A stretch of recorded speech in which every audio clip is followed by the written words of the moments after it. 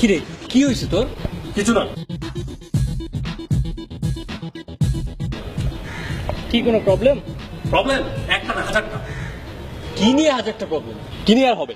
ওই যে গার্লফ্রেন্ড, যার লাইফে গার্লফ্রেন্ড আছে, প্রবলেম তো লাইফে আশীর্বাদের মতো। সব নষ্টের গোড়াই না যে এরা এমন এক চিজ, কি আর বলবো। নিজে লেট করলে যা সরি বলবো, শেষ। আর ছেলেরা লেট করলে মহাকাণ্ড, রিলেশন শেষ, তুমি একটা রেসপন্সিবল, ব্লা ব্লা ব্লা। আরে ভাই আমিও তো মানুষ, আমি কি সুপারম্যান নাকি? সারা জীবন বলবে জানো তোমাকে ছাড়া আমি বাঁচবো না, তুমি আমার সব, দুনিয়া উল্টাইলেও আমি উল্টাবো।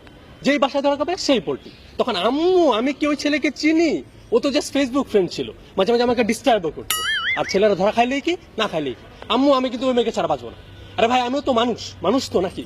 অ্যালার্ম ঘুরিত না যে তোর জন্য প্রত্যেকটা দিবস সালাম দিয়ে রাখবো। আজকাল আবার ডের অভাব নাই, ফুল ডে, ভালোবাসা ডে, হাক ডে, চুমা ডে, আল ডে, জামা ডে, পাজামা ডে, কত ডে যে আছে, প্রত্যেক ডেতে বাই চান্স যদি কোনোটা মিস হয় তখন বলবি তুমি একটা হারামি, আমার দিকে একদমই খেয়াল নেই। আরে ভাই আমিও তো মানুষ, মানুষ তো নাকি? অ্যালার্ম ঘুরিত না যে তোর জন্য প্রত্যেকটা দিবস সালাম দিয়ে রাখবো। পৃথিবীর সব দায়িত্ব ছেড়ে ভালো পড়ো, ভালো জব করো, নইলে ভালো মেয়ে পাবা না। আরে ভাই ভালো মেয়ে কোথেকে পাবো? ভালো মেয়ে কি পৃথিবীতে আছে? আচ্ছা মানলাম 1000টা খারাপের মধ্যে 2-1টা ভালো আছে, তার সাথে আমার বিয়ে হবে কেমনে?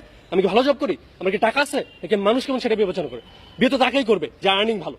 কোনো সুন্দর মেয়েকে প্রপোজ করতে যাও, বলবে নিজের চেহারাটা আয়না দেখো, তারপর প্রপোজ করতে আসবা। কিছুদিন পর এই মেয়েটা এমন একটা ছেলেকে বিয়ে করবে যার চেহারা আয়নায় দেখলে হরর মুভি দেখার 7 মিনিট। এই জন্য মেয়ে মানুষ না হওয়া উচিত ছিল ডিস্টার্বিং এনিম্যাল। সারাদিন ফোন করে ডিস্টার্ব করবে, তাছাড়া আর কি করবে? তার তো কোনো কাজকর্ম নাই। সারাদিন স্টার জলসা দেখবে, পরকে শিখবে, বাড়ির রং শিখবে, আর সামনে মাথায় কাঁঠাল ভাঙবে। মেয়েদের হাজারটা প্রবলেম বয়ফ্রেন্ড ছাড়া সলভ হয় না। আর যেহেতু বয়ফ্রেন্ড আছে, প্রবলেম শেষ নেই। জানু আমার নেল পালিশের রং ভালো হয়নি, জানু আমাকে পিঁপড়ায় কামড়াইছে। আর ভাই তুই কেন বুঝিস না তোর সব রংটা আমার ভালো লাগে না? আমার তো কাজ আছে, নাকি সারাদিন তোর মতো ফেসবুক চালার ময়দা মাখি? ডেলি রেস্টুরেন্টে নাও, ঘুরতে বের হও, একদিন যদি ওপেন পার্কে বসি তাহলে ছেলে ফকির নেই। আরে যা খরচ করে তা তো ছেলেরাই করে। কোন সংবিধান আছে খরচ শুধু ছেলেরাই করবে?